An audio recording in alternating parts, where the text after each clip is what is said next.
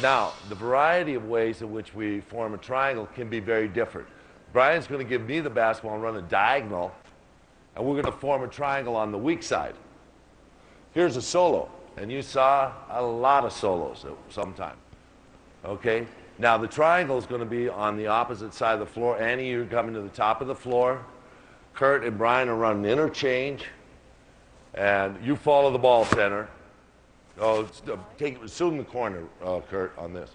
Stay, Annie, and just follow the ball. All right, hold it again. Let's do it once again so that you understand. This is a triangle on the weak side so that we're looking for this guy down the gut, looking for, which was Shaq for a long time. Shaq follows it. Keep following it. Keep following it. And we go to what? Triangle. So you're back into triangle, but you ran a solo on this side of the floor, and you exemplified the position, or you magnified the position that the center was playing and made the defense have to stretch, and now you come back to the system. So there's one of the ways that we get to the triangle without showing it right off the bat, okay? Now run a second guard fill. All right? He's giving you the whole book. No, I'm just giving him a little bit of the whole book.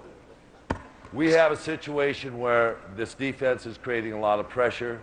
Annie goes ahead early because she sees that she's not in lag position. Come on in here, Annie. I got to have the basketball. And now she's filled the corner from that position. We had strong side entry, strong side fill. We just rang strong side entry, weak guard, second guard fill.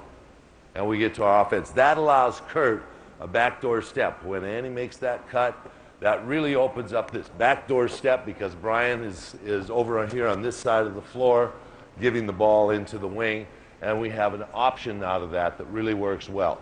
Now, at this moment of truth, go ahead, Annie, go back to your original starting spot in the 4-lane.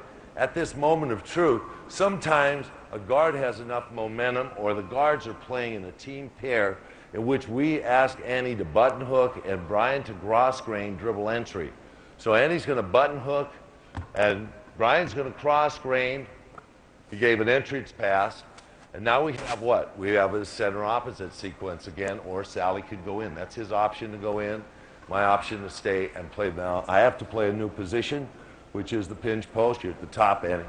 Coach, center of the floor. We keep using Sally. We're going to have to give him a pro contract.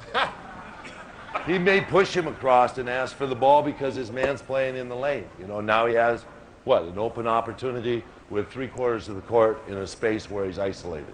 Got it? So there's a lot of these options. So there's a dribble entry by the guard. You'll see that often. That was a cross grain with a dribble entry. Come on back out here again, Brian. One of the key principles to keep in mind in this offense is that the player with the ball hits the first open man. Don't wait for the second person to hit the first open man in the offense. If you see two open people, then you have a choice of which one you want to hit. But you hit the first open man. It's predicated on player and ball movement with a purpose.